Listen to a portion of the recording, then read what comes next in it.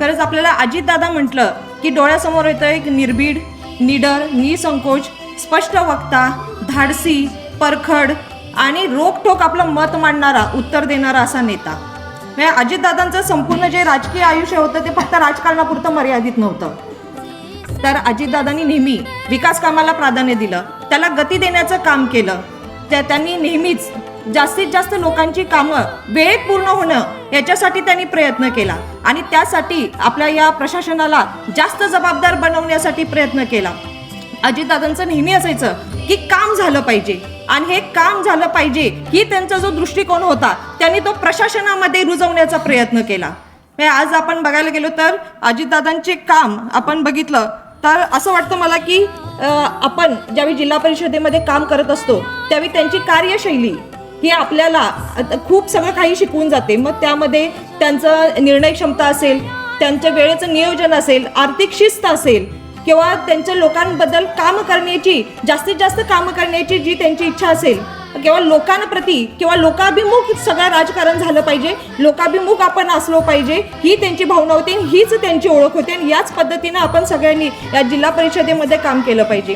आज कोल्हापूर जिल्ह्याबरोबर सुद्धा अजितदादांचा अतिशय जिव्हाळ्याचे असे संबंध, कारण कोल्हापूर जिल्ह्यांचं त्यांचं नातेसंबंध देखील आहेत आणि त्यांचं महाविद्यालयीन शिक्षण देखील कोल्हापूरमध्ये झाल्यामुळे त्यांचा मोठा मित्र परिवार या कोल्हापूरमध्ये आहे आणि त्यामुळेच या कोल्हापूरच्या मातीशी त्यांची नाळ अतिशय घट्ट अशी बांधली गेलेली आहे. आणि त्याचमुळे या कोल्हापूरच्या विकासाचा विषय आला की त्यामध्ये सिंचन असेल, ग्रामविकास असेल, आरोग्य असेल, शिक्षण असेल, या प्रत्येक गोष्टीमध्ये सातत्याने दादांनी आपलं पाठबळ आपल्याला दिले गेलेलं आहे. म्हणजे आता आपण बघायला गेलो तर आपल्या कोल्हापूरची थेट पाईपलाईन योजना यामध्ये अजितदादांचा सिंहाचा वाटा.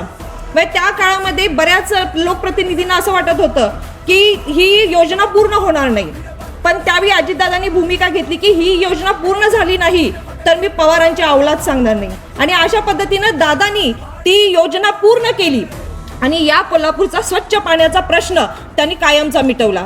मग रंकाळ्याची जलपर्णीचा प्रश्न त्यांनी मिटवला. धामणीसारख्या अनेक छोट्या मोठ्या प्रकल्प त्याला त्यांनी मोठ्या पद्धतीने निधी उपलब्ध करून दिला. म्हणजे या पद्धतीनं मला असं वाटतं की ज्या पद्धतीनं महाराष्ट्रामध्ये अजितदादांचं नाव हे आपल्या बारामतीशी जसं जोडलं गेलेलं आहे तसंच या कोल्हापूरशी त्यांची नाळ अतिशय घट्ट अशी विणली गेलेली आहे आणि म्हणूनच मला वाटतं की आपण फक्त उपमुख्यमंत्री गमावलेले नाहीये तर या जिल्ह्याच्या विकासाला पाठबळ देणारा एक मजबूत पाठीराखा आपण सगळ्यांनी गमावलेला आहे.